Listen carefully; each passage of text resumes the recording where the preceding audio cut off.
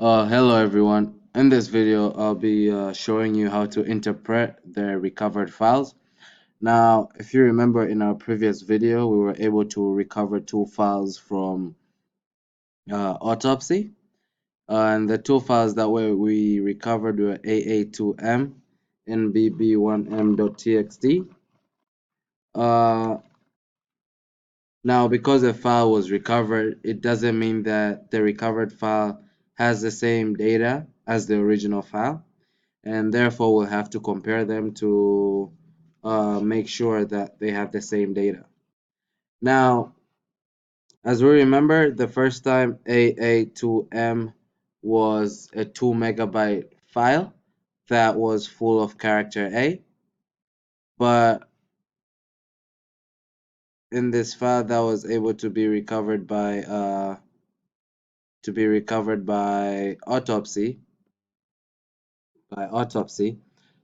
we see that, let me try and open it.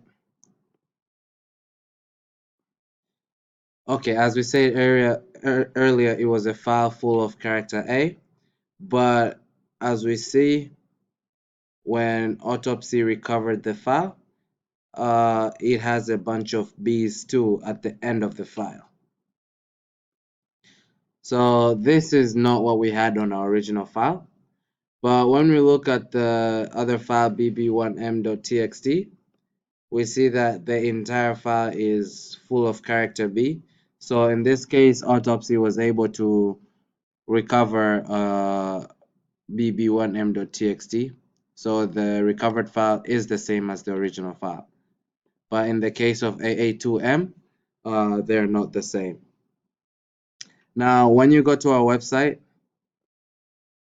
uh, we have some of the core features as incorporated by NIST that deleted metadata-based deleted file recovery tools need to meet. And the following are the four core features. The first one is the tool shall identify all deleted file system object entries accessible in residual metadata. The second one states the tool shall construct a recovered object for each deleted file system object entry accessible in residual metadata. The third one states that each recovered object shall include all non-allocated data blocks identified in a residual metadata entry. And the fourth core feature says each recovered object shall consist only of data blocks from the deleted block pool. Uh, Now, from the first file that we were able to, from the files that autopsy was able to recover from our case underscore 3.raw image, uh, we showed you the two files here that were able to be recovered. Now, let's go over core feature after core feature to see what features autopsy, what core features autopsy was able to meet.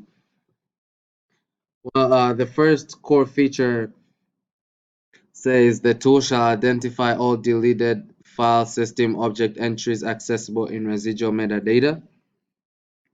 Now, this simply means that the tool should identify all deleted files accessible in the metadata that remained after the files were deleted. Now, in our case, autopsy was able to identify AA2M and bb1m.txt, that these two files were indeed deleted. So autopsy was able to meet the first core feature. Now, when we go over to the second core feature, the second core feature says the tool shall construct a recovered object for each deleted file system object entry accessible in residual metadata. Now, this just means that for each of those entries available in residual metadata, does the tool recover something?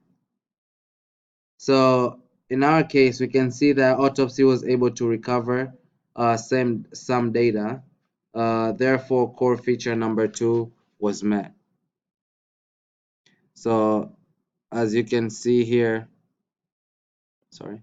As you can see here, the tool was able to recover some data. So core feature number 2 was able to be met. Core feature number 2 is a simple requirement, a simple feature that the tools need to meet, and Autopsy was able to do just that.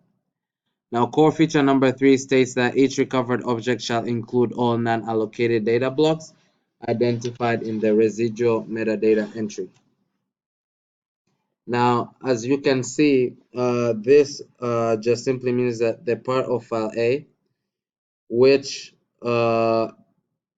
is not occupied by another active file, should be recovered. Now, we can see that the first part of file A is unallocated and not occupied by any other file. So it is expected that it should be recovered, and Autopsy was able to recover this, and so we're letting the tool pass. And more details are available in our documentation on our website about the interpretation using of core feature number 3. And finally, the fourth core feature says each recovered object shall consist only of data blocks from the deleted block pool. Now, this simply means that the data from the recovered file must be from the original file. And in our case, AA2M, let's open it here. AA2M was not able to recover data from just the original files. So as we saw earlier, AA2M had data from file A, but at the end of the file, it also took some of the data from file B. Now, this means that it did not contain only the data from the deleted block pool. Hence, core feature number 4 was not met by Autopsy. So this is how you interpret the results. From by using the recovered files. Thank you very much, and have a wonderful day.